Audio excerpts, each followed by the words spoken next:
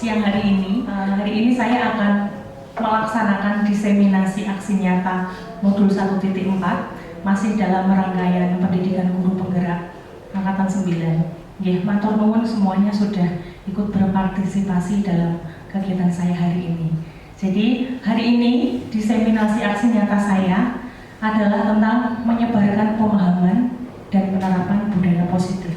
Jadi kami di Guru Penggerak ada beberapa modul, Ibu-Ibu. Jadi untuk sampai saat ini kami masih ada di modul 1 dan di submodul 1.4. Nah, untuk 1.4 ini kami membahas tentang budaya positif. Nah, ketika kami sudah selesai mempelajari tentang budaya positif ini, kami mempunyai kewajiban, kami dituntut untuk bisa membagikan apa yang sudah kami pelajari tentang budaya positif agar nantinya tidak hanya kami yang tahu dan melaksanakan, tapi diharapkan semua komponen sekolah atau semua warga sekolah untuk bisa juga melaksanakan tentang budaya positif ini. Saya lanjut, nggih. Nah, untuk konsep inti dari materi budaya positif ini ada beberapa macam. Yang pertama yaitu tentang perubahan paradigma belajar, kemudian kedua disiplin positif, yang ketiga tentang nilai-nilai kebajikan, keempat kebutuhan dasar manusia, kemudian yang kelima adalah motivasi perilaku manusia, keenam ada posisi kontrol, ketujuh keyakinan kelas, dan yang kedelapan segitiga restitusi. Mungkin dari beberapa submateri yang sudah ditayangkan tadi, Bapak Ibu, Ibu-Ibu sudah pernah melakukan beberapa. Kira-kira sudah ada belum ya Ibu? Mungkin keyakinan kelas sudah pernah ya? Ya. Jadi nanti kita akan bahas lebih lanjut. Selain keyakinan kelas juga ada materi-materi yang lain yang nantinya diharapkan kita semua bisa memahami dan bisa menerapkannya dalam pembelajaran sehari-hari. Nah, sebelum kita masuk ke materi, saya mau ajak ibu-ibu semuanya untuk sedikit berefleksi deh. Yang pertama, pendapat bahwa hukuman dapat mendisiplinkan anak. Kira-kira ibu-ibu setuju tidak kalau hukuman itu bisa mendisiplinkan anak? Tidak. Yang kedua, pemberian hukuman dalam hal positif seperti membaca atau mengerjakan soal dapat meningkatkan kedisiplinan siswa. Yang kedua, setuju atau tidak?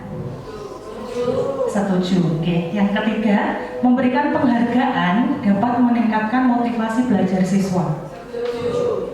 Setuju. Penghargaan. Oke, kita lanjutkan. Nah, kita akan bahas tadi konsep inti yang pertama tentang perubahan paradigma. Nah, ini ada ice breaking sebentar Ibu-Ibu agar tidak ngantuk karena kan ini jam-jam siang nggih. Ini ganjil atau genap nggih? 9, 12, 15. Ganjil nih. Mungkin gini, bisa berpasangan dua-dua. Nanti yang kurang satu buyung mungkin bisa maju dulu untuk berpasangan. Monggo. Bisa keluar dari bangkunya sebentar, cari pasangan. Monggo. Boleh. Mungkin bisa maju aja Bu, biar kelihatan nggih. Sampai di sini. Nah, di sini dikatakan bahwa intinya, jadi ibu-ibu nanti kan punya pasangan masing-masing nggih. Semuanya diibaratkan ibu-ibu punya sesuatu yang berharga yang jenengan genggam. Jangan sampai genggaman ini terlepas, karena jika genggaman ini terlepas berarti barang yang berharga yang ada di genggaman ibu-ibu lepas atau bisa diambil orang. Nah, tugasnya kan berpasangan. Jadi masing-masing misalnya Bu Rosa berpasangan dengan Bu Nur. Tugasnya Bu Rosa membujuk Bu Nur agar Bu Nur bisa membuka kepalan tangannya. Sebaliknya, Bu Nur juga membujuk Bu Rosa agar bisa membuka kepalan tangannya. Nah, nanti tergantung siapa pembujuk siapa yang bisa membujuk pasangannya untuk membuka genggaman tangannya. Bisa membujuk itu bisa dalam arti menggoda, bisa merayu, mengeluarkan kata-kata manis, atau mungkin bisa sedikit memaksa dan mengancam misalnya. Iya, bisa. Jadi nanti waktunya setengah menit saja. Nanti saya akan evaluasi siapa saja yang tergoda bujuk rayu atau siapa yang bisa mempertahankan genggaman tangannya. Monggo, silakan dipraktekkan.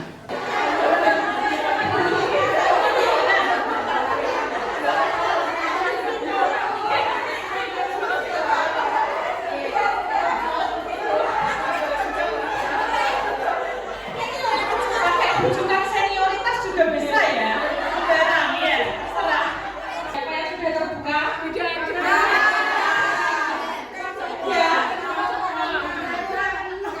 Besok yang terbuka atau tidak? Oke, dua-duanya. Iya. Maksudnya dua-duanya ini ya? Iya, jadi saling membujuk.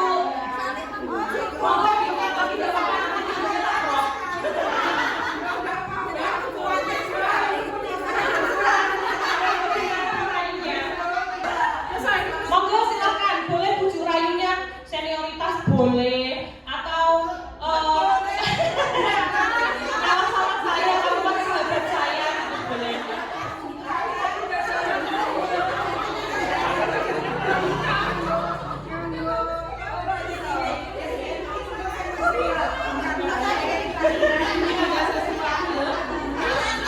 Bulia bagaimana? Bulia sudah bisa membuka? Oke, sudah, terima kasih, boleh kembali ke tempat duduknya masing-masing. Oke, jadi kita akan bahas tadi ice breaking yang sudah kita lakukan. Apakah ada ibu-ibu yang di sini yang berhasil membuka kepalan tangan pasangannya? Tidak ada satupun yang berhasil. Begitupun sebaliknya.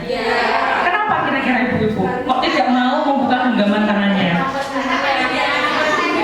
Pendiriannya kuat, mempertahankan sesuatu yang sudah dimiliki. Apalagi senioritasmu tidak bisa mematahkan. Tidak. Bu Hari pun nggak bisa ya. Ketua kelas padahal. Oke, ya. Jadi kegiatan ini mengibaratkan bahwa bagaimana kita bisa mengontrol diri kita. Jadi kita kan diumpamakan dengan menggenggam tangan di ibu. Sebenarnya kontrol itu kan ada di dalam diri kita sendiri. Dulu waktu pas saya dapat materi ini, itu ada beberapa yang berhasil membuka tangannya. Alasannya biasanya satu, si orang yang membuka tangannya sudah percaya sekali dengan pasangannya, sudah besi lah gitu ya. Karena begitu percayanya, akhirnya beliau akhirnya membuka tangannya dan memperlihatkan apa yang begitu berharga di dalam hidupnya kepada pasangannya. Mungkin juga ada juga kemarin yang berpraktek dengan suaminya. Jadi si ibu berhasil membuka tangan suaminya, tapi suaminya tidak berhasil membuka tangan istrinya. Jadi ada yang seperti itu. Jadi ice breaking ini mengilustrasikan bahwa kontrol diri itu ada pada diri kita sendiri. Apa yang kita lakukan, apa yang kita katakan, itu sebenarnya ada dalam kontrol diri kita. Ketika kita mau mengerjakan suatu hal, sebenarnya itu pun ada di bawah kontrol kita. Nah, ketika ada orang mengatakan sesuatu dan kemudian ibu-ibu mengerjakannya, sebenarnya bukan orang lain yang mengontrol ibu-ibu, tapi ibu-ibu sendiri yang mengontrol diri untuk bisa mengikuti apa yang orang lain katakan untuk ibu-ibu kerjakan. Jadi sebenarnya intinya adalah kontrol diri itu ada pada diri kita sendiri. Kita tidak bisa mengontrol orang lain tidak bisa mengontrol diri kita. Ketika kita mau mengerjakan apa yang dikatakan oleh orang lain, berarti kita dengan sukarela mengontrol diri kita untuk menuruti apa yang dikatakan oleh orang lain. Intinya di situ. Nah, kemudian kaitkan yang sudah kita lakukan di kegiatan ice breaking tadi dengan ilusi makna kontrol yang dikemukakan oleh Dr. William Glasser. Dia seorang psikiater dan pendidik.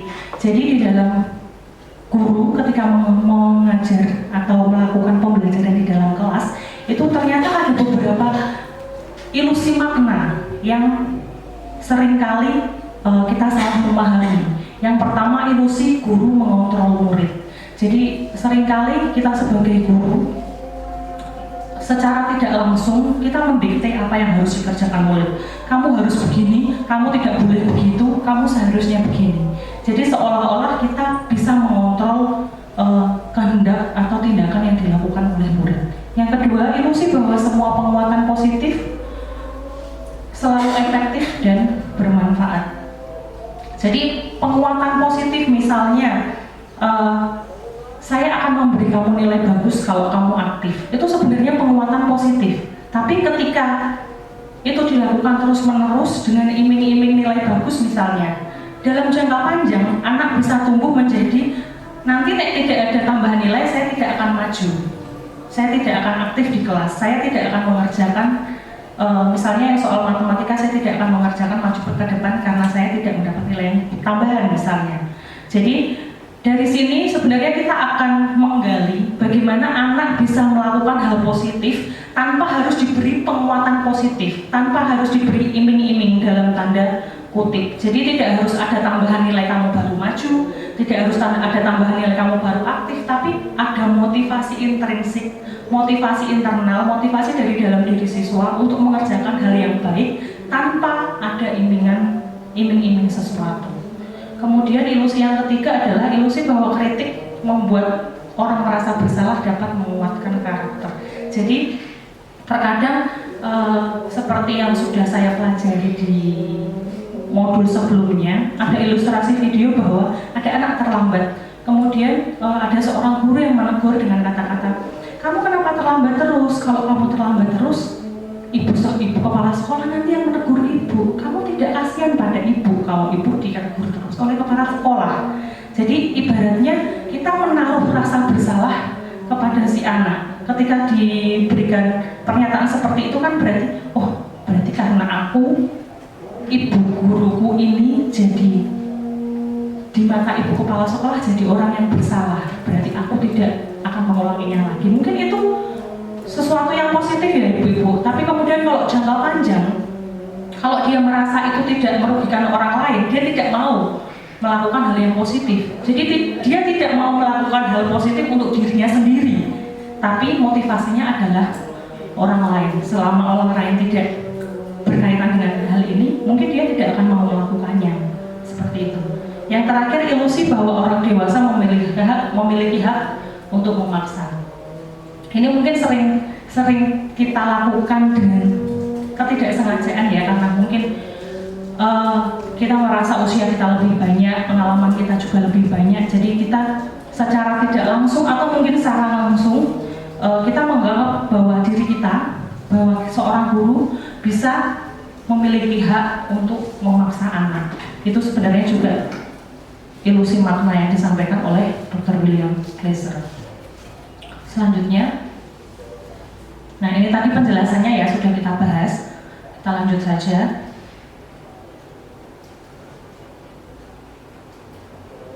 Oke, nah jadi untuk perubahan paradigma ini dulu kita pernah belajar di Bapak Ibu tentang stimulus dan respon. Jadi ketika kita ingin mendapatkan respon yang positif dari anak, kita harus memberikan stimulus terlebih dahulu. Seperti itu gitu.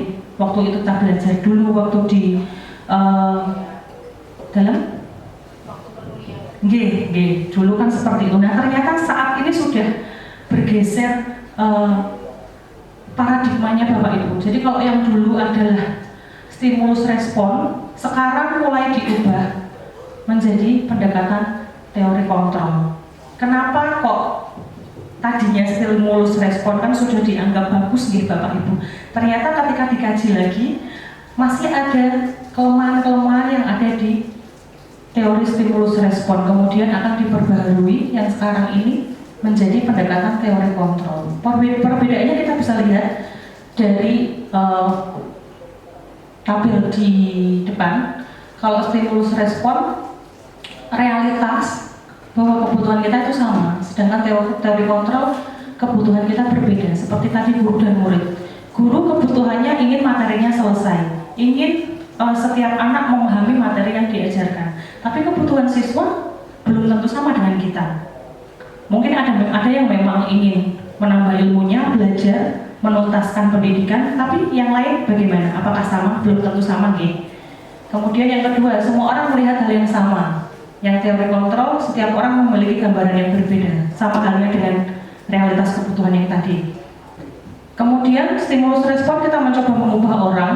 Yang teori kontrol, kita berusaha memahami pandangan orang lain tentang dunia. Selanjutnya, untuk stimulus respon, perilaku buruk dilihat sebagai suatu kesalahan, tapi teori kontrol melihatnya adalah Anda hanya bisa mengontrol diri Anda. Jadi ketika orang melakukan kesalahan, ya berarti dia dengan sengaja, dengan sadar mengontrol dirinya untuk melakukan sesuatu yang salah. Dan itu pasti ada alasannya, nanti kita bahas lebih lanjut.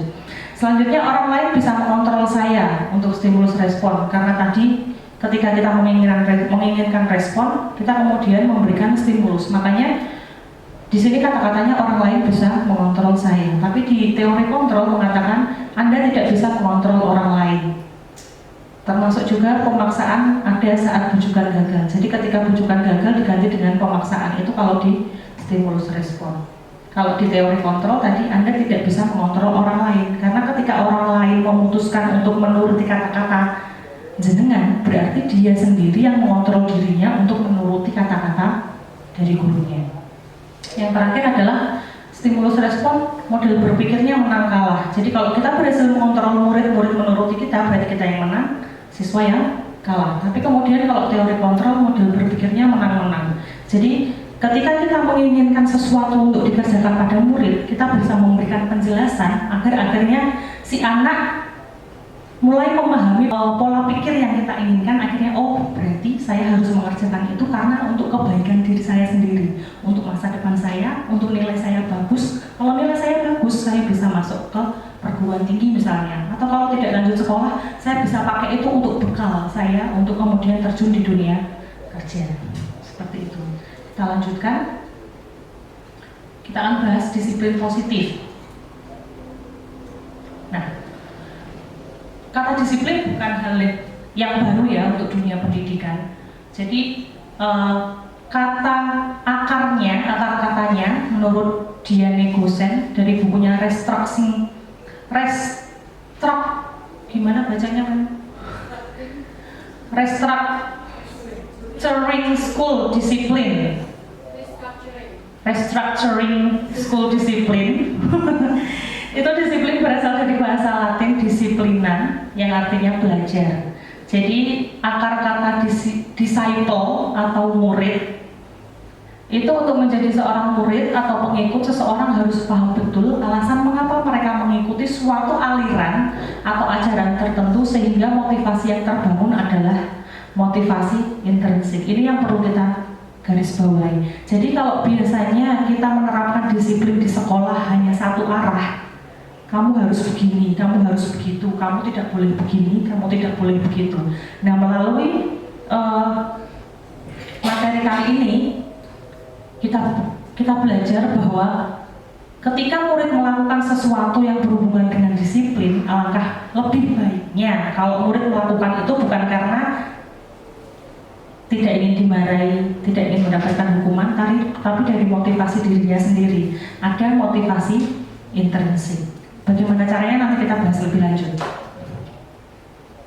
Nah, ini sejalan juga dengan pemikiran Ki Hajar Dewantoro. Disiplin itu dikaitkan dengan merdeka. Jadi Ki Hajar Dewantoro menyatakan bahwa untuk mencapai kemerdekaan konteks pendidikan atau untuk menciptakan murid yang merdeka, syarat utamanya harus ada disiplin yang kuat. Disiplin yang dimaksud adalah disiplin diri, memiliki motivasi internal. Jadi tadi membahasnya motivasi intrinsik, ini motivasi internal, itu sama. Motivasi yang terbangun dari dalam diri anak itu sendiri. Selanjutnya, nah ini masih penjelasannya juga. Disiplin dapat membuat seseorang menggali potensinya menuju kepada sebuah tujuan, sesuatu yang dihargai dan bermakna. Dengan kata lain, disiplin diri juga mempelajari bagaimana cara kita mengontrol diri dan bagaimana menguasai diri untuk memilih tindakan yang mengacu pada nilai-nilai yang kita hargai. Jadi diarahkan ketika anak sudah bisa disiplin. Nah, disiplinnya itu bukan karena dipaksa atau diwajibkan, tapi bagaimana mereka bisa akhirnya memilih tindakan yang mengacu pada nilai-nilai yang kita hargai. Nah, nilai-nilai ini yang nantinya harus kita tanamkan pada murid agar ketika mereka melakukan disiplinan itu berasal dari dirinya sendiri. Selanjutnya kita akan bahas nilai-nilai kebajikan universal. Apa sih maksudnya nilai-nilai kebajikan universal? Sebenarnya kalau berdasarkan teori itu ada banyak sekali Bapak Ibu, tapi yang di dunia pendidikan yang sangat familiar di telinga kita, apalagi di kurikulum Merdeka ya, itu kan tentang tentang ini profil pelajar Pancasila. Mungkin ibu-ibu yang sudah pernah jadi koordinator proyek atau panitia proyek sudah pernah ini tentang profil pelajar Pancasila ada 6 poin: beriman dan bertakwa pada Tuhan Yang Maha Esa dan berakhlak mulia, berkebinekaan global, gotong royong, mandiri, kreatif, dan bernalar kritis. Sudah pernah dengar lagunya ibu? Sudah nggih? Memberes mungkin mau. Oh iya, jadi singkatnya ibu-ibu, pelajar Pancasila. Kalau untuk mengingatnya gampang sekali, kita dengan lagu. Pelajar Pancasila beriman dan bertakwa pada Tuhan Yang Esa dan berakhlak mulia, berkebinekaan global, gotong royong, mandiri, kreatif, dan bernalar kritis. Seperti itu.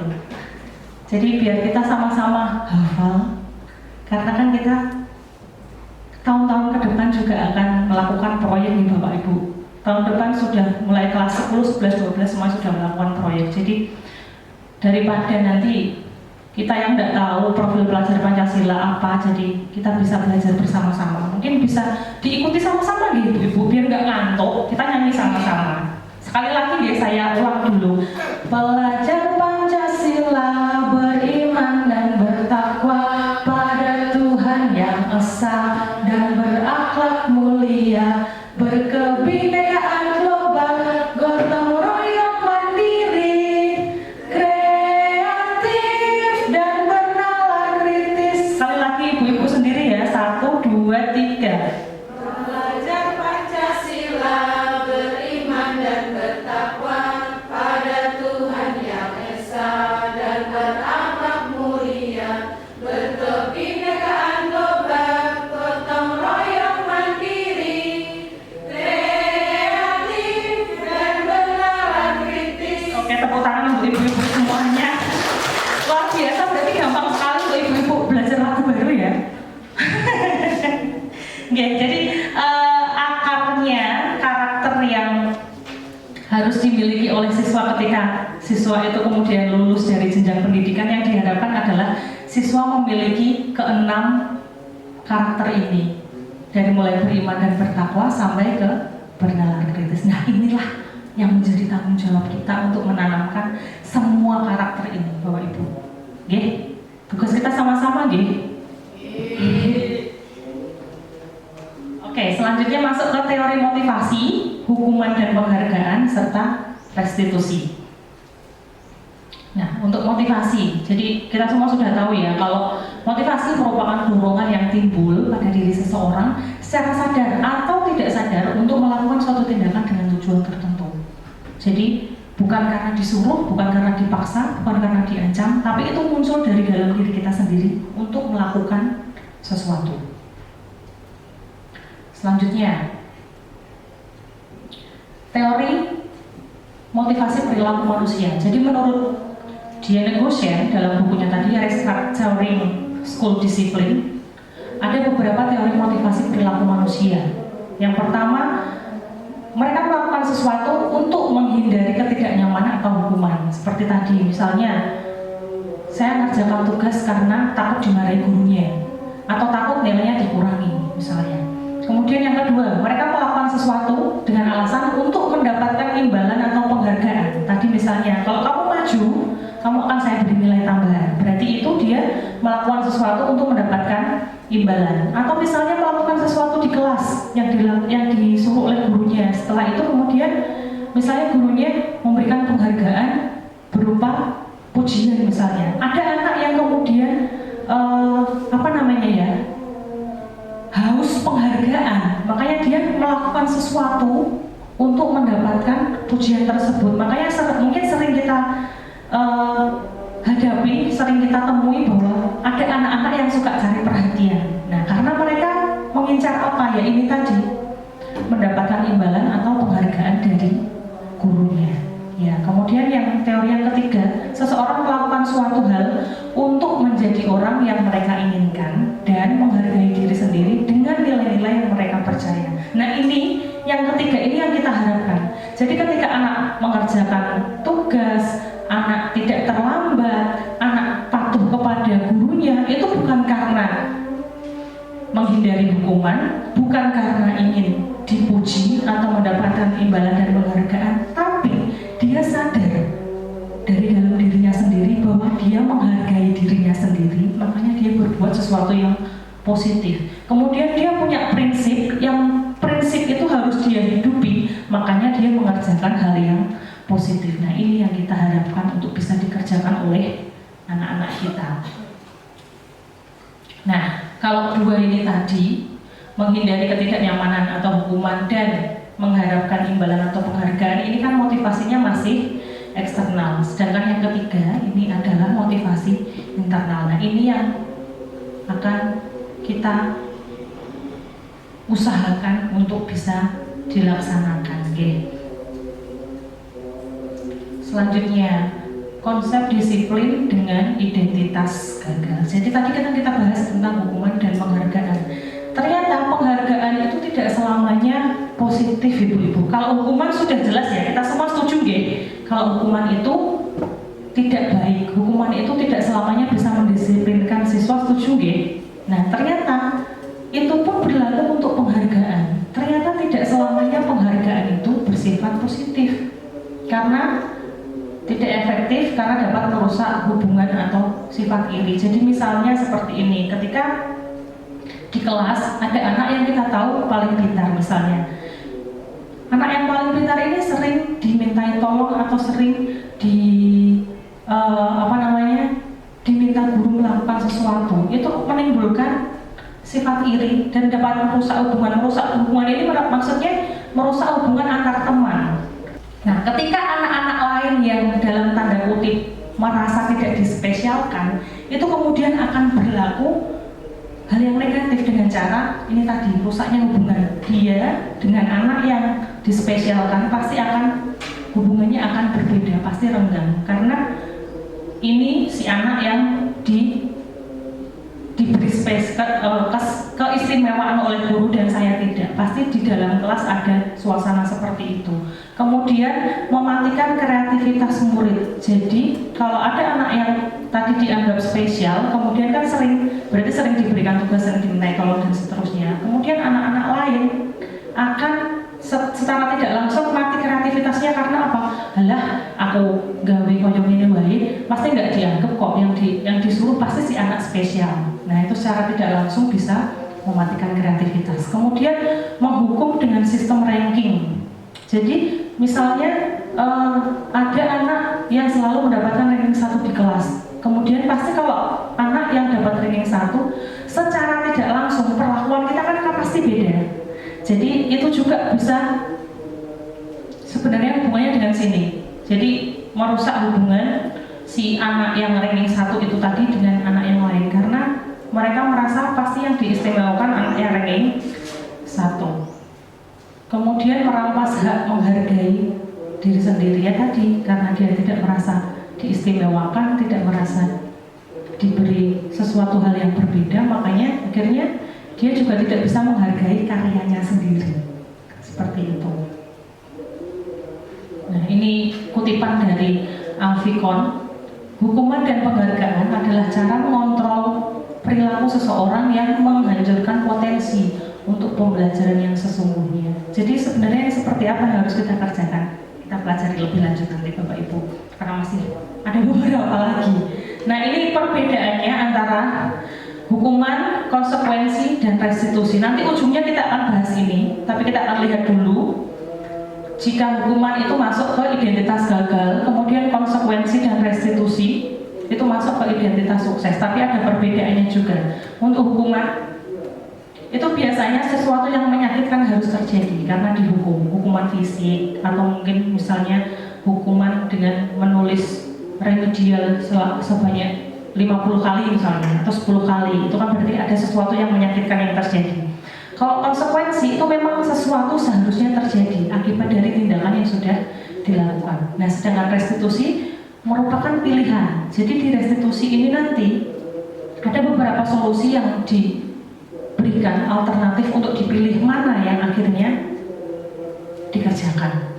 Selanjutnya, hukuman tentu tidak nyaman untuk murid untuk jangka waktu yang panjang. Kemudian konsekuensi tidak nyaman untuk murid untuk jangka waktu pendek karena tadi dia harus bertanggung jawab menanggung konsekuensi dari apa yang sudah dikerjakan. Tapi kalau restitusi menguatkan untuk murid dalam jangka waktu yang panjang. Dan yang terakhir, untuk hukuman korban mendapatkan keadilan. Untuk konsekuensi korban bisa diabaikan, sedangkan restitusi korban mendapatkan gantinya. Ini untuk hukuman, anak akan tersakiti. Konsekuensi, murid atau anak dibuat tidak nyaman, sedangkan restitusi, murid atau anak mendapatkan penguatan. Untuk hukuman, perilaku pasif agresifnya meningkat. Untuk konsekuensi, hanya bertahan dalam waktu pendek penguatannya. Untuk restitusi, masalahnya terpecahkan karena menemukan solusi. Hukuman, sistem tidak akan berjalan bila murid tidak takut. Ada beberapa murid yang saking seringnya melakukan pelanggaran, dimarahi pun tidak ngefek ya Bapak Ibu. Ada yang seperti itu. Ya, selanjutnya konsekuensi memerlukan monitoring dan supervisi terus-menerus. Kalau tidak diawasi tidak dikerjakan biasanya. Untuk restitusi, murid belajar tanggung jawab untuk perilakunya. Jadi biasanya tidak ditunggui pun si anak tetap melakukannya. Selanjutnya, hukuman berlaku hanya pada sebuah institusi, tidak berlanjut pada kehidupan nyata. Karena kalau di institusi kan berarti tadi dia menghindari hukumannya. Kalau sudah tidak di institusi itu ya sudah terserah saya, kan sudah tidak ada yang menghukum. Seperti itu. Konsekuensi membantu penerapan mengikuti peraturan dalam masyarakat. Untuk restitusi fokus pada pemecahan masalah. Hukuman peraturannya adalah ini itu. Kalau konsekuensi, apa peraturannya? Mampukah kamu melakukannya? Kemudian kalau restitusi, apa yang kamu yakini? Apa yang bisa kamu lakukan untuk memperbaiki masalah ini? Kemudian selanjutnya untuk hukuman, anak membenci peraturan. Karena tadi dengan peraturan dia harus merasakan istilahnya ketidaknyamanan, ya. Kalau konsekuensi, anak menghormati peraturan. Kalau restitusi, anak menghormati dirinya dan orang lain. Nah, ini contoh kata-kata yang dipakai. Kalau hukuman biasanya awas kalau dilakukan lagi ya. Kalau konsekuensi biasanya lakukan apa yang saya katakan. Kalau restitusi, apakah hal ini yang sesungguhnya ingin kamu lakukan? Seperti itu. Hukuman mode paksaan, kalau konsekuensi adalah stimulus respon, restitusi masuknya ke teori kontrol. Hukuman mendorong dan menyalahkan diri, konsekuensi mendorong kepatuhan, restitusi mendorong disiplin positif. Yang terakhir hukuman konsep diri menjadi buruk, konsekuensi konsep diri baik, kalau restitusi konsep diri kuat. Oke, kita lanjut aja. Nah, ini tadi yang kita bahas terus. Sebenarnya restitusi itu apa sih? Dari tadi kita lihat perbedaan antara hukuman konsekuensi, dan restitusi. Jadi menurut Goshen, restitusi itu adalah proses menciptakan kondisi bagi murid untuk memperbaiki kesalahan mereka sehingga mereka bisa kembali pada kelompok mereka dengan karakter yang lebih kuat. Selanjutnya, menurut Xiaosong, restitusi merupakan proses kolaboratif yang mengajarkan murid untuk mencari solusi untuk masalah mereka dan membantu murid berpikir tentang orang seperti apa yang mereka inginkan serta bagaimana mereka harus memperlakukan orang lain. Jadi ketika kita mendapati seorang anak melakukan kesalahan, kita tilik kembali alasan apa dia melakukan, alasan apa yang sebenarnya dia melakukan hal itu. Kemudian dengan melakukan hal tersebut kita arahkan pada orang seperti apa yang mereka inginkan sehingga mereka melakukan tindakan seperti itu. Kemudian bagaimana mereka harus memperlakukan orang lain. Nanti kita kirim ke arah sana. Nah, ini ciri-ciri restitusi. Bukan untuk menebus kesalahan, tapi untuk belajar dari kesalahan. Yang kedua, untuk memperbaiki hubungan, yang diartikan refleksi dan pemulihan. Kemudian restitusi adalah tawaran, bukan paksaan. Kemudian menuntun untuk melihat ke dalam hati. Selanjutnya mencari kebutuhan dasar yang mendasari tindakan. Kemudian restitusi adalah cara yang paling baik daripada hukuman dan konsekuensi tadi ya. Kemudian restitusi juga fokus pada karakter bukan tindakan. Restitusi menguatkan, fokus pada solusi, dan restitusi mengembalikan murid yang berbuat salah untuk kembali kepada kelompoknya. Jadi ketika anak berbuat salah kemudian kita panggil, kita lakukan restitusi agar karakter mereka kuat dan mereka bisa kembali ke kelompoknya. Tidak lagi nanti ketika kembali ke kelompok mereka jadi bahan bulian. Harapannya seperti itu. Nah, ini yang sudah ibu-ibu lakukan di dalam kelas ya, tentang keyakinan kelas. Ini pasti tidak asing bagi kita. Jadi mengapa harus keyakinan kelas dan bukan peraturan kelas? Nah, jadi di sini dijelaskan bahwa seseorang akan lebih tergerak dan bersemangat untuk menjalankan keyakinannya daripada hanya sekedar mengikuti serangkaian peraturan tertulis tanpa makna. Jadi kalau peraturan kan ibaratnya itu hanya satu arah gitu Bapak Ibu, hanya dari pihak sekolah yang kemudian memberikan aturan itu kepada siswa. Tapi kalau keyakinan kelas itu siswa punya peran juga di sana, karena ketika kita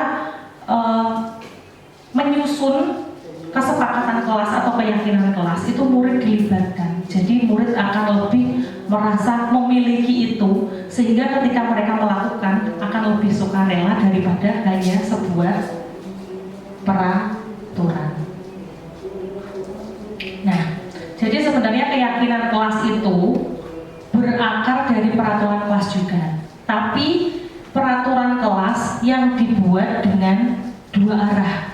Jadi umpan balik, tidak hanya dari guru yang membahas harus ini, tapi siswa juga kita libatkan. Jadi akarnya tetap peraturan, tapi diwujudkan dalam keyakinan kelas. Nah, ketika keyakinan kelas ini sudah terbangun dan sudah dikerjakan terus-menerus dari hari ke hari dan semua kelas, yang nantinya akan terbentuk lingkungan yang positif. Kalau lingkungan sudah positif, sudah dikerjakan terus-menerus, akan timbul yang namanya budaya positif. Nah, kalau sudah ada budaya positif di dalam sekolah kita, tentunya harusnya sudah lebih sedikit persentase anak yang melakukan kesalahan. Nah, itu yang diharapkan dengan pembahasan budaya positif ini. Nah, ini sepertinya tidak usah saya bahas terlalu dalam karena ibu-ibu juga sudah pernah melakukannya di dalam kelas ya. Untuk prosedur pembentukan keyakinan kelas singkat saja, mempersilahkan warga sekolah atau kelas bercurah pendapat, kemudian mencatat masukannya, kemudian menyusunnya ke dalam sebuah keyakinan kelas. Kalau ada kata-kata atau kalimat yang negatif bisa kita positifkan. Selanjutnya ada tinjau ulang kembali, curah pendapat, kemudian ditinjau ulang keyakinan kelasnya. Setelah keyakinan sekolah atau kelas dibuat, ditinjau ulang, kemudian ada penyetujuan dan penandatanganan. Ini sebagai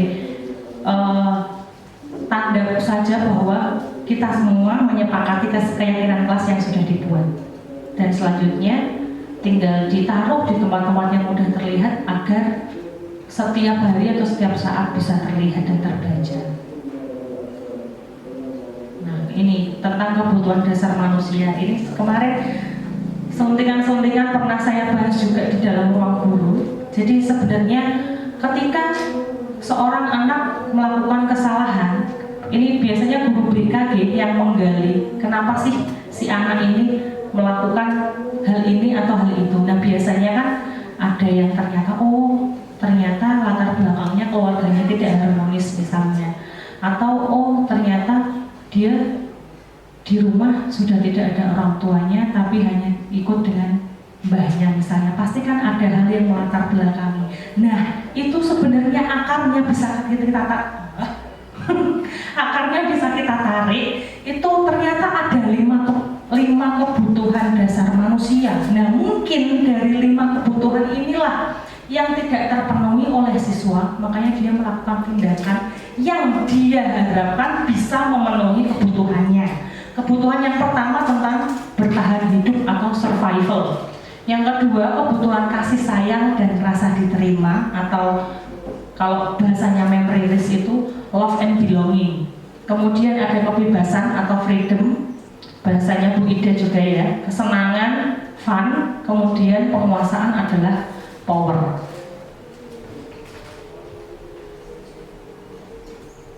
Nah, untuk kebutuhan bertahan hidup atau survival ini meliputi kebutuhan fisiologis, biologis, dan juga psikologis. Fisiologisnya tentang kesehatan rumah makanan, biologisnya tentang proses reproduksi, psikologisnya kebutuhan akan perasaan aman. Jadi mungkin ini tidak terpenuhi, makanya seseorang bisa melakukan tindakan yang di luar nilai-nilai atau norma-norma yang ada di masyarakat. Kemudian untuk love and belonging, kebutuhan akan hubungan dan koneksi, kebutuhan memberi, kebutuhan menerima kasih sayang, kebutuhan untuk merasa menjadi sebagian suatu kelompok, kebutuhan untuk diterima juga. Jadi misalnya kalau di rumah si anak ini kurang mendapatkan kasih sayang orang tua, entah orang tuanya merantau jauh atau orang tuanya sudah tidak ada, berarti kan kebutuhan dia akan rasa cinta dan kasih sayang kan tidak terpenuhi. Makanya ketika di sekolah mungkin dia melampiaskannya dengan tindakan yang pada akhirnya itu melanggar aturan. Untuk freedom atau kebebasan itu kebutuhan akan kemandirian, otonomi, memiliki pilihan dan mampu mengendalikan hidup seseorang. Nah, biasanya ini terjadi ketika anak di rumah hanya dimarahi, tidak boleh ini, harus itu. Mereka tidak punya ruang untuk memberikan pendapat, untuk memilih pilihan hidupnya. Berarti kan kebutuhan dia akan kebebasan tidak terpenuhi. Makanya di sekolah misalnya dia membuat onar misalnya, melakukan tindakan yang melanggar norma atau nilai-nilai di masyarakat. Kemudian kebutuhan akan kesenangan atau fun, yaitu kesenangan yang dalam arti yang bisa menyenangkan diri kita. Misalnya ada orang yang moodnya bisa bagus ketika mendengarkan musik. Makanya sering sekali kalau kita mungkin keliling di kelas ya Bapak Ibu, tiba-tiba ada suara dari kelas sound dengan kencang sekali. Nah, berarti dia punya kebutuhan dasar tentang kesenangan yang tidak terpenuhi mungkin di rumah. Jadi dia melampiaskannya di sekolah dengan cara yang tidak benar, seperti itu. Untuk terakhir, power atau kekuatan untuk mencapai sesuatu, menjadi kompeten, menjadi terampil, diakui dan prestasinya didengarkan, memiliki harga diri. Misalnya di sekolah, ketika dia mendapat nilai yang bagus, diperlihatkan kepada orang tua, ternyata tidak mendapatkan respon yang bagus. Nah, di sekolah dia ingin tampil, selalu ingin tampil. Karena apa? Ini tadi dasarnya. Dia kebutuhannya akan memiliki kekuasaan, menjadi kompeten, diakui prestasinya tidak terpenuhi. Makanya ketika di sekolah ada yang semacam cari perhatian atau ingin tampil terus agar prestasi atau kompetensinya bisa diakui. Nah, ini posisi kontrol. Ini bagi saya materi yang menarik Bapak Ibu. Materi yang menarik Ibu-ibu. Nah, jadi ada 5 posisi kontrol. Yang pertama adalah penghukum, kemudian pembuat rasa bersalah, teman, pemantau, dan juga manajer. Nanti kita bisa lihat selama ini kita ada di posisi kontrol yang mana sih selama ini. Nah, untuk penghukum biasanya nada bicara dan tindakannya suara tinggi, mata melotot, menunjuk-nunjuk, menghardik, memberikan hukuman fisik. Kemudian ketika itu dilaksanakan, hasil atau dampak yang terjadi pada murid adalah murid marah, pendendam, dan agresif. Selanjutnya, pembuat merasa bersalah. Nada bicara dan tindakannya biasanya memelas, halus, sedih, keningan. Seperti tadi yang saya berikan ilustrasi ketika di awal, ketika ada yang terlambat. Kamu kok terlambat lagi? Kalau kamu terlambat, ibu yang ditegur kepala sekolah. Berarti itu kan memberikan rasa bersalah kepada si anak. Hasil atau dampaknya yang terjadi pada murid merasa bersalah, rendah diri, merasa menjadi orang yang gagal, dan tidak sanggup membahagiakan orang lain. Kalau ini dikerjakan dalam waktu yang panjang, dia akan merasa menjadi orang yang gagal karena tidak bisa membahagiakan orang lain. Selanjutnya yang ketiga adalah teman. Biasanya nada bicara dan tindakannya nada lembut, akrab, mengontrol murid melalui persuasi, mata dan senyum jenaka, tidak menyakiti. Jadi biasanya guru-guru yang memposisikan diri sebagai teman dengan murid, kenapa kamu terlambat? Besok jangan terlambat lagi ya untuk absen, nantilah ibu yang atur. Saya seperti itu. Dia lebih akrab dengan murid, tapi apa dampaknya? Coba kita lihat. Murid merasa senang, nyaman kepada guru. Dampak negatifnya, anak menjadi tidak mandiri dan ketergantungan terhadap guru tersebut. Jadi misalnya, aku kalau terlambat dibilang kok sama ibu A, nanti presensiku diatur kok, nggak apa-apa. Tapi nanti jangka panjangnya si anak akan selalu bergantung pada ibu A itu. Kalau ibu A sudah tidak ada, bagaimana? Nggak ada lagi yang membela dia kan? Jadi anak tergantung dengan si guru tadi. Pemantau biasanya cirinya nada suara datar, bahasa tubuh formal, mengawasi dan memantau murid dengan data-data. Ada yang pernah melakukan ini? Untuk dampak atau hasilnya adalah murid menghitung konsekuensi dan hadiah tanpa memahami nilai kebajikan dan tidak sepenuhnya mandiri karena tadi menghitung konsekuensi dan penghargaannya. Nah, yang terakhir ini yang sebenarnya diharapkan untuk bisa kita lakukan. Untuk manajer, cirinya adalah nada suara halus, memiliki keterampilan teman dan pemantau, membimbing murid untuk memecahkan masalahnya sendiri dan bisa berefleksi.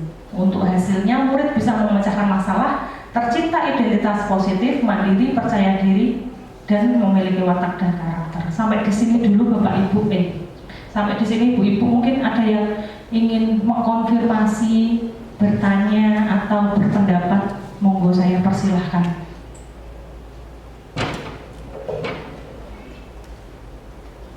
Dulu saya sebelum belajar ini, saya lebih sering di penghukum dan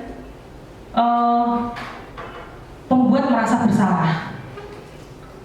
Pemantau sedikit-sedikit. Saya baru paham setelah belajar ini bahwa sebenarnya kita harus sebagai guru, kita harus memposisikan diri sebagai manajer. Memang bukan hal yang mudah sih Bapak Ibu. Saya juga baru belajar. Mungkin ibu-ibu ada yang mau sharing, berbagi tentang yang pengalaman yang selama ini pembelajaran di kelas, atau mau mengkonfirmasi sesuatu monggo yang beres. Di sini kan ada 5 kebutuhan dasar manusia. Nah, yang kita temui sebagian besar ada di sekolah kita itu adalah terutama nomor kesenangan dan juga kebebasan. Jadi banyak kita temui dan mungkin saya juga menemukan bahwa anak-anak itu intinya mereka itu pengennya wis gak ngopo-ngopo, pengennya bebas, orang ojo dikongkon-kongkon lah. Kalau kita sebagai pengen jadi manajer memperlakukan siswa dengan karakter yang mereka kebutuhan dasarnya adalah pengennya bebas, pengennya senang-senang. Itu tindakan apa yang harus kita lakukan sebaiknya? Itu Mbak Dia. Terima kasih Mbak Grace untuk pertanyaannya. Ya, itu memang hal yang sering kita temui ya, terutama di sekolah kita. Ketika kita jalan ke kelas, ada musik tiba-tiba nyala pakai sound system. Biar santai Bu, biar relax Bu. Gitu. Kemudian ketika kita masuk ke kelas, saya juga sering mengalami begitu masuk, enggak jam kos Bu. Mereka ingin bebas gitu nggih. Jadi nggih, kita kembalikan lagi dengan materi di awal tadi. Jadi sebenarnya berat sih memang ibu-ibu tugas kita. Setelah saya belajar ini juga saya merasa wah, tugas guru itu sebenarnya sangat berat. Karena apa? Setelah belajar ini kita harus menumbuhkan motivasi internal dari dalam diri siswa agar mereka dengan sendirinya memahami, menyadari tujuan mereka sekolah itu untuk apa gitu. Jadi kalau tadi ada anak yang pengen senang, pengen bebas, caranya itu sebenarnya ya kalau dari teori itu panggil anak secara tersendiri, bukan langsung di kelas kita omongin di depan orang, di depan teman-temannya, di depan publik, bukan. Jadi ada sesi tersendiri untuk kita panggil anak tersebut, kita ajak bicara secara personal, kita gali dulu. Misalnya ketika tadi anak yang menghidupkan sositem keras di saat jam pelajaran, ditanya dulu kenapa kamu melakukan hal itu, alasanmu apa, latar belakangmu apa. Kalau hanya dijawab ben seneng Bu, suntuk, relax, biar fresh. Kemudian sebenarnya yang harusnya kita lakukan di awal itu membuat keyakinan sekolah nih. Kalau keyakinan kelas kan mungkin mungkin ibu-ibu sudah melaksanakannya. Jadi sebenarnya nanti kita arahkan kepada apa keyakinan sekolah atau keyakinan kelas yang sudah kita sepakati. Misalnya di dalam keyakinan kelas tersebut ada kesepakatan atau keyakinan yang mengatakan bahwa harus saling menghormati. Misalnya ada poin seperti itu. Jadi ketika anak menghidupkan sound system kencang di kelas atau guru masuk minta jam kosong. Jadi dengan sikap seperti itu, apakah sudah sesuai dengan keyakinan kelas atau keyakinan sekolah? Belum. Nah, kalau tidak sesuai berarti kan harus ada yang diperbaiki dari tindakan siswa tersebut. Jadi akarnya di situ Bapak Ibu. Jadi sebelum kita memanggil anak sebenarnya harus sudah ada keyakinan kelas atau keyakinan sekolah, karena itu yang akan kita pakai untuk mendasari, untuk kita menumbuhkan motivasi internal dari dalam diri siswa seperti itu. Jadi ketika dia sudah menyadari bahwa tindakannya itu tidak sesuai dengan keyakinan kelas atau keyakinan sekolah, baru kemudian kita tanya kembali, kemudian apakah yang bisa kamu lakukan untuk memperbaiki hal yang sudah kamu lakukan yang tidak sesuai.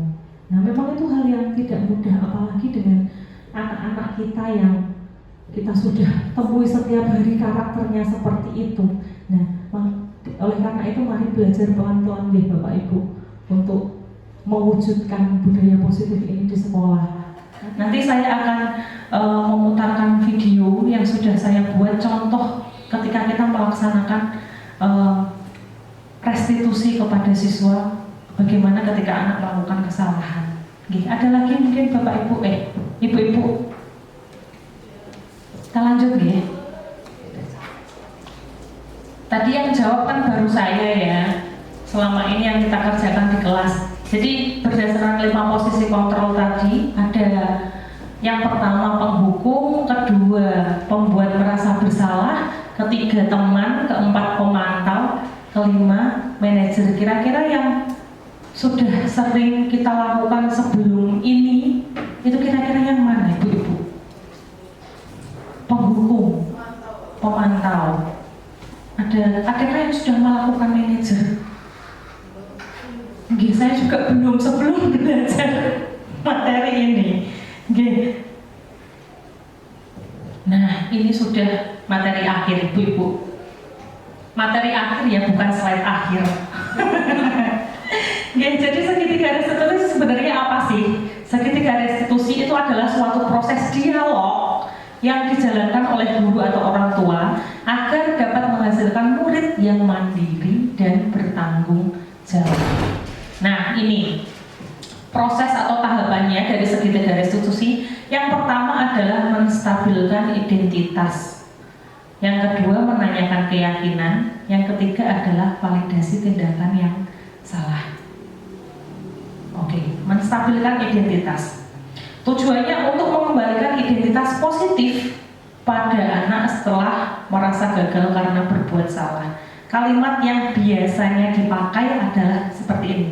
Berbuat salah itu tidak apa-apa. Tidak ada manusia yang sempurna. Saya juga pernah melakukan kesalahan itu. Kita bisa menyelesaikan ini. Saya tidak tertarik mencari siapa yang salah, tapi ingin mencari solusi dari permasalahan ini. Ini mungkin bisa dipakai ketika terdakwanya mungkin ya, itu lebih dari satu, misalnya saling menyalahkan. Kemudian kamu berhak merasa begitu. Apakah kamu sedang menjadi teman yang baik untuk dirimu sendiri? Ini kalimat-kalimat yang bisa dipakai untuk proses menstabilkan identitas. Kita lanjutkan. Untuk validasi tindakan yang salah, tujuannya membantu murid mengenali kebutuhan dasar yang ingin dipenuhi. Tadi kan kita sudah bahas 5 kebutuhan dasar manusia gitu. Jadi validasi tindakan yang salah tujuannya untuk mengenali kebutuhan dasar apa yang ingin dipenuhi ketika dia melakukan kesalahan. Kalimat yang biasanya dipakai adalah ini. Padahal kamu bisa melakukan hal yang lebih buruk dari ini kan? Seperti itu misalnya. Atau kamu pasti punya alasan mengapa melakukan hal itu. Ini biasanya yang lebih sering dipakai karena lebih mudah. Kamu patut bangga pada dirimu sendiri karena kamu telah melindungi sesuatu yang penting buat kamu. Atau juga bisa, kamu boleh mempertahankan sikap itu, tapi kamu harus menambahkan sikap yang baru. Tahapan yang terakhir adalah menanyakan keyakinan. Tujuannya membantu murid menemukan motivasi intrinsik, membantu murid melihat kesalahannya yang dihubungkan dengan norma dan nilai yang mendasari interaksinya dengan orang lain. Jadi ada 2 orang anak yang berselisih, saling bertengkar di dalam kelas. Info yang didapat oleh guru adalah mereka bertengkar karena ada es yang tumpah membasahi buku satu orang anak. Nah, kemudian si guru mendapat laporan itu, akhirnya memanggil satu persatu anak ini. Kemudian akhirnya diselesaikan masalahnya gitu. Kita langsung saja. Selamat pagi, Bu. Selamat pagi Dewi, silakan masuk.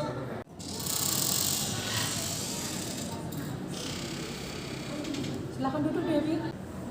Dewi, apakah kamu tahu kenapa ibu memanggil kamu hari ini? Tahu, Bu, karena bukunya Dinda yang ketumpahan es. Benar Dewi, ibu mendapat informasi bahwa buku Dinda ketumpahan es ketika kalian bertengkar. Apakah itu benar? Bukan karena bertengkar, Bu. Jadi, Dinda sering mengejek hasil video P5 kelompok saya setelah acara gelar karya. Saya kan kesel, Bu. Jadi, waktu istirahat, saya lihat Dinda sedang mengerjakan PR.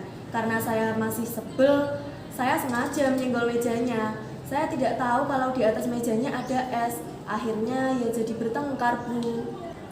Baiklah, ibu paham kondisi dan perasaanmu. Ibu mengerti bahwa kamu pasti sangat tidak nyaman dan jengkel bila ada orang yang mengejek hasil karya kita, apalagi ketika kita sudah melakukan yang terbaik. Iya kan, Bu? Padahal adegan saya terpleset itu memang disengaja dalam skenario. Oke, sekarang coba Dewi bayangkan jika ada di posisi Dinda. Kamu sedang mengerjakan PR yang harus dikumpulkan hari itu juga. Tiba-tiba ada temanmu yang menabrak mejamu hingga menumpahkan es ke buku. Apa yang kamu rasakan? Ya pasti marah sih, Bu. Nah, itu juga yang mungkin dirasakan Dinda. Memang hal yang wajar kalau kamu kesal karena Dinda mengejek video P5 kelompok kalian, padahal kalian sudah mengerjakan dengan maksimal. Tapi apakah kemudian dengan membalas Dinda seperti itu membuat keadaan semakin membaik? Tidak, Bu. Kami malah semakin membenci. Jadi, apakah keputusanmu untuk membalas Dinda dengan mendorong mejanya adalah keputusan yang tepat untuk masalah kalian? Tidak, Bu. Itu bukan keputusan yang tepat. Oke, sekarang apakah kamu ingat keyakinan kelas kita, Dewi? Ingat, Bu. harus saling menghormati antar teman dan guru. Oke, jadi sekarang apa yang bisa kamu lakukan untuk memperbaiki kondisi ini, Dewi? Saya meminta maaf kepada Ibu karena telah melanggar keyakinan kelas kita. Lalu saya akan meminta maaf pada Dinda dan mengganti buku tulisnya, Bu. Baik, terima kasih Dewi sudah berani bertanggung jawab akan tindakan yang sudah kamu lakukan. Ibu sangat bangga Dewi sudah menjadi pribadi yang lebih dewasa dalam menghadapi permasalahan. Sekarang Dewi boleh kembali ke kelas. Terima kasih Bu karena sudah menegur dan mengingatkan Dewi. Kalau gitu Dewi permisi ke kelas dulu ya Bu. Ya, sama-sama Dewi, boleh kembali ke kelas, silahkan. Permisi Bu, selamat pagi. Selamat pagi Dewi. Oke, jadi tadi Dewi adalah anak yang menumpahkan es di bukunya temannya Dinda karena dia merasa jengkel dengan Dinda karena setelah gelar karya P5, video kelompoknya diejek terus oleh si Dinda. Selanjutnya, Selamat pagi Bu. Selamat pagi Dinda, silakan masuk.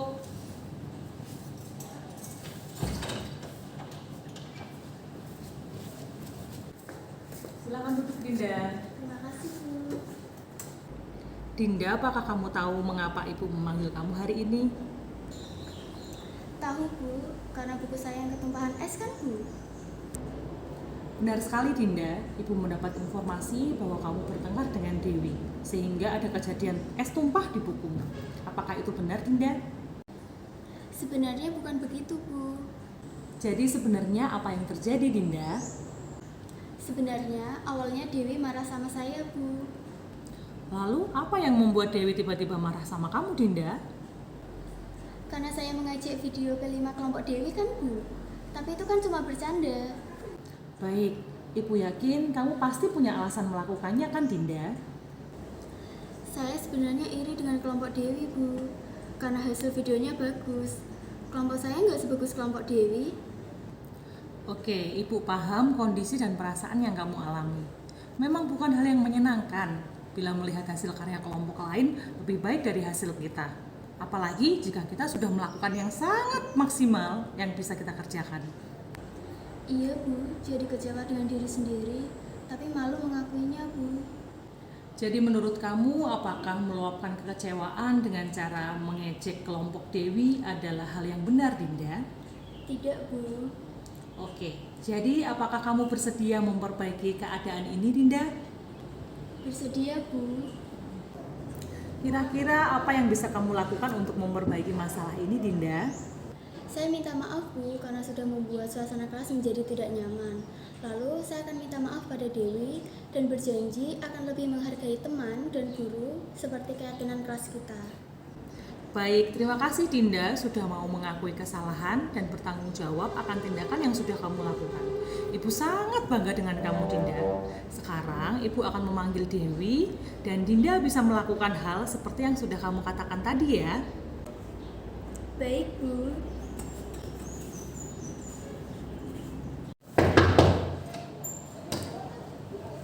Selamat pagi Bu. Selamat pagi Dewi, silakan masuk. Silakan duduk Dewi. Terima kasih Bu. Baik, sekarang sudah ada Dinda dan Dewi. Sekarang apa yang ingin kalian katakan? Iya Bu. Dewi, aku mau minta maaf sama kejadian kemarin karena udah mengajak video kelompokmu. Iya Din, aku juga minta maaf ya. Kemarin aku udah buat buku bahasa. Kita baikan ya. Iya Din, kita baikan. Nah, kalau sudah berbaikan begini kan suasananya enak. Lain kali kalau ada masalah jangan langsung terpancing emosi, dipikir dulu sebab akibatnya apa, agar kalian tidak menyesal di kemudian hari. Iya Bu. Baik, sekarang kalian boleh kembali ke kelas. Baik Bu. Permisi, selamat pagi Bu. Selamat pagi Dinda, Dewi.